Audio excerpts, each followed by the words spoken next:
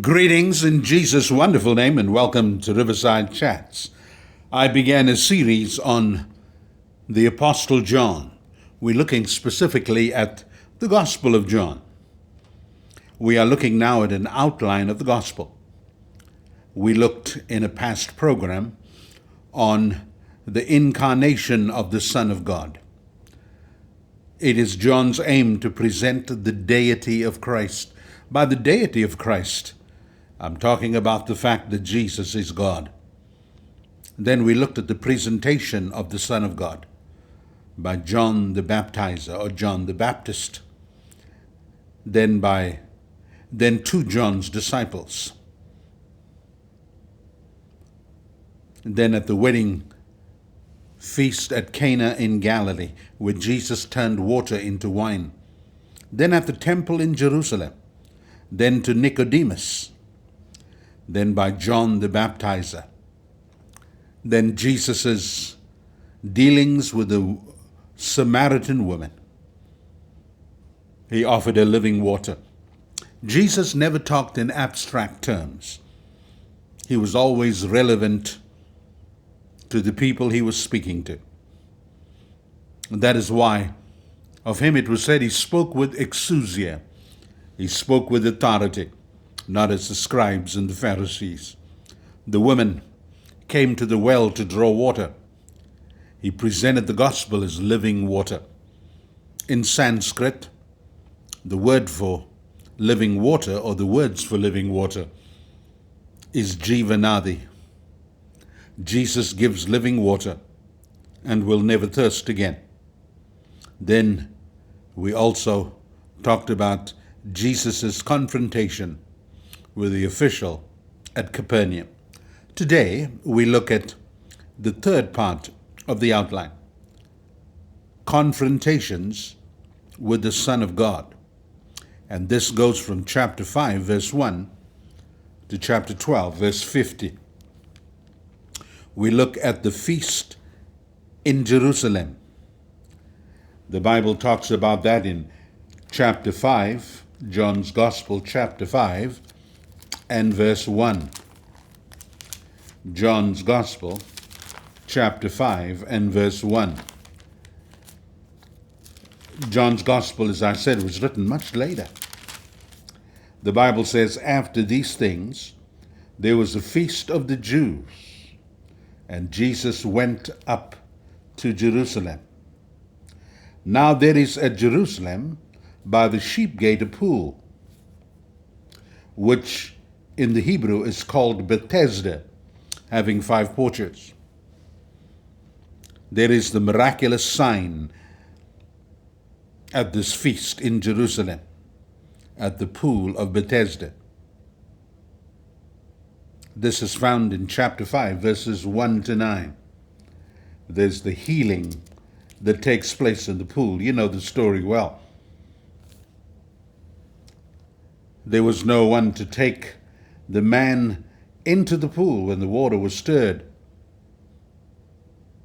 But Jesus heals him.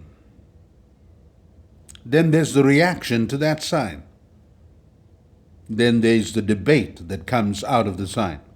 All of that is in chapter 5. I'm not going in great detail about that. You could see the whole gospel is like a series of sermons. It is so different in nature to the other Gospels. It's different to Matthew, Mark, and Luke. It was written much later. My professor that taught me at seminary in the United States was known for the Johannine School, and he believed that this is like a series of sermons preached to the Johannine School. Then there's the Passover in Galilee. We're looking at confrontations with the Son of God. We look at chapter 6, verses 1 to 71. The Bible says, after these things, Jesus went away to the other side of the Sea of Galilee, which was also called the Sea of Tiberias. There again, there is a miraculous sign. You could see the sign creates the discourse. Here, Jesus feeds the 5,000. Oh, there were much more than 5,000. That was 5,000 men. There were women and children also. The crowd must have been closer to 20,000. Jesus did signs and miracles. The first sign he did was at a wedding in Cana in Galilee. He turned water into wine. Then in chapter 5, he goes and heals the man at the pool of Bethesda. There's a reaction to that miracle and a discourse or a debate that ensues. Then there's Passover time in the Galilee. Jesus does a miraculous sign. He had compassion on the multitude. He fed 5,000 from a boy's lunch of 5 barley loaves and 2 fish. And there was a lot remained. 12 baskets of fragments that remain. Jesus is the bread of life. You know, often we want to feed people's spirits, but we don't want to feed their souls. Next, at the Feast of Tabernacles, or the Feast of Booths in Jerusalem, there's confrontations with the Son of God, Jesus. Let's look at chapter 7.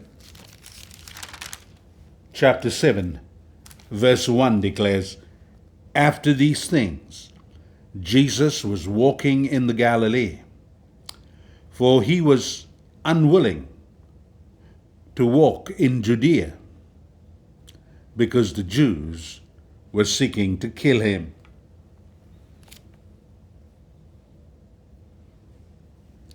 At the Feast of Booths,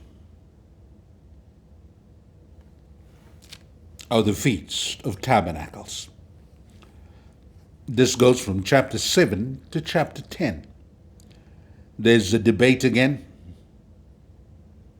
There are reactions to the debate, and so on. Then there's another miraculous sign. That is found in chapter 9. Chapter 9. What sign is that?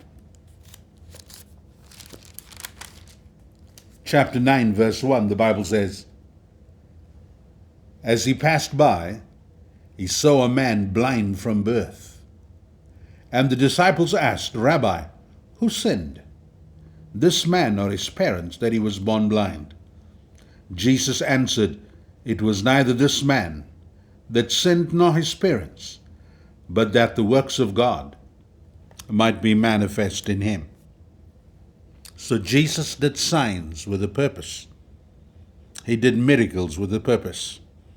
Often the miracles brought reactions, and which was followed by a debate or a discourse. Then there is the discourse of the Good Shepherd, found for us in chapter 10. Jesus presents himself in the New Testament as the Good Shepherd who gives his life for his sheep. He presents himself as the chief shepherd. Pastors are shepherds also, but they are under shepherds. So Jesus is the Good Shepherd. He's the chief shepherd, and he's the great shepherd of the sheep. Jesus is, in fact, the pastor of our souls. Jesus said in John 10:10, "I've come that they might have life and have it more abundantly." Jesus gives the abundant life. Notice, there's debates and discourses. reactions, they are miracles. Then at the Feast of Dedication in Jerusalem, chapter 10, verse 22, the Bible declares, at that time, the Feast of Dedication took place at Jerusalem. You would notice that worship in Judaism is around feasts. It's around celebrations.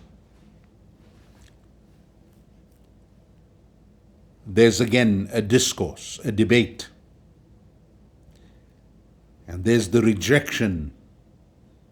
In John 10:31, the Bible says, and the Jews picked up stones to stone him. Jesus answered, I showed you many good works from the Father. For which of them are you stoning me?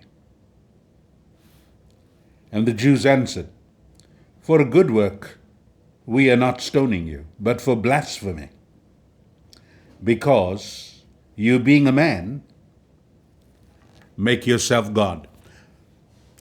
Today in Judaism, one of the main reasons for the rejection of Jesus is the fact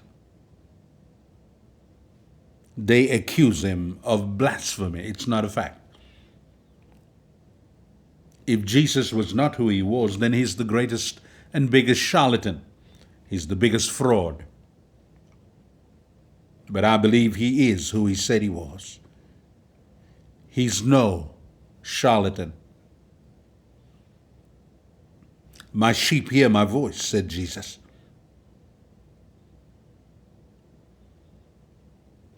As you look at the outline, we look at the presentation of the Son of God. Then we looked at confrontations with the Son of God. He's constantly in debate, constantly in discourse, constantly at enmity with the Jews. At the feast in Jerusalem, at Passover in Galilee, at the Feast of Tabernacles or Booths in Jerusalem, at the Feast of Dedication in Jerusalem. Next, we'd look at Jesus in Bethany, John chapter 11. May God bless you, and thank you for taking time with me going through the outline of John's Gospel, becoming familiar of John's style. Again, John presents 7 signs or miracles. There's a lot of reactions to the signs, a lot of debates and discussions that result from the signs. And these signs are done at different celebrations or feasts. Jesus did not come to abolish the law. He says, I came to fulfill the law and the prophets. It is important to understand that Jesus was a Jewish rabbi. He dressed like a Jewish teacher. He observed the Mosaic law. He said, I did not come to abolish the law, but to fulfill the law and the prophets. God bless you and love you.